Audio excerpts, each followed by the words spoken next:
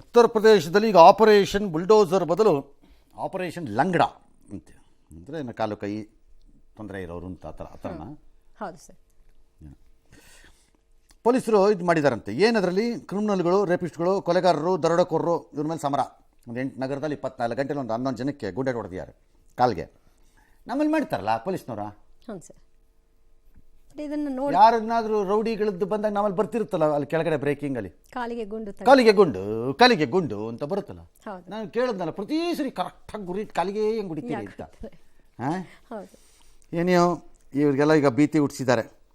ಯಾರನ್ನೂ ಕೊಲ್ಲಲ್ಲ, ಕಾಲಿಗೆ ಗುಂಡು ಹೊಡಿತಾರೆ. ಈ ಸಂದರ್ಭದಲ್ಲಿ ಕೆಲವು ಸರಿ ಆ ಕ್ರಿಮಿನಲ್ಗಳು ಕೂಡ ಪೊಲೀಸ್ನವ್ರ ಮೇಲೆ ಗುಂಡು ಹೊಡೆದಿದ್ದಾರಂತೆ. ಬಿಡ್ತಾರ ಪೊಲೀಸ್ನವರು? ಬಿಡಲ್ಲ. ಸರಿ, ಈಗ ಅದೇನಾದ್ರು ನಡೀತಿದೆ. ಹಾಂ, ಏನಾದರೂ ಒಂದು ಬಿಸಿ ಮುಟ್ಟಿಸ್ಬೇಕಲ್ಲ ಸರ್. ಮುಟ್ಟಿಸ್ತಾ ಇರ್ತಾರೆ. ಎಸ್, ಈ ಥರದ್ದು ರೆಗ್ಯುಲರ್ ಆಗಿ ಮಾಡ್ಕೊಂಡು ಹೋದರೆ ಕಾನೂನು ಅವಕಾಶ ಇರಲ್ವಾ ಸರ್? ಹೇಗಿದೆ ಕಾನೂನು ಅನ್ನೋದಕ್ಕೆ ಗೌರವ ಹೇಗೆ ಕೊಡಬೇಕು ಹಾಗೆ ಒಂದಿಷ್ಟು ಕಿಂಚಿತ್ ಭಯ ಅನ್ನೋದು ಇರಬೇಕು ಕಾನೂನಲ್ಲಿ. ನಿಜ.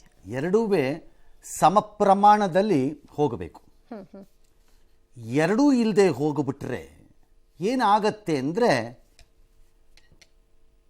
ಇದು ಬರುತ್ತೆ, ಅನಾರ್ಕಿ ಬರುತ್ತೆ.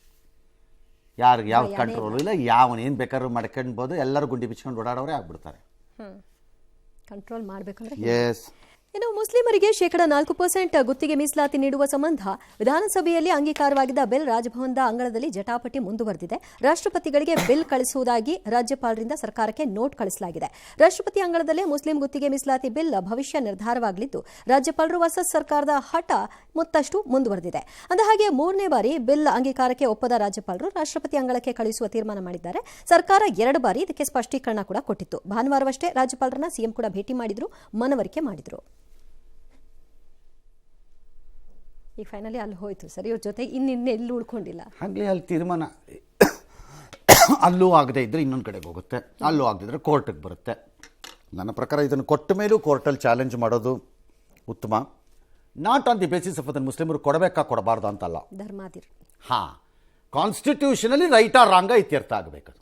ಧರ್ಮಾಧಾರ ಕೊಡ್ಬೋದಾ ಅಂತ.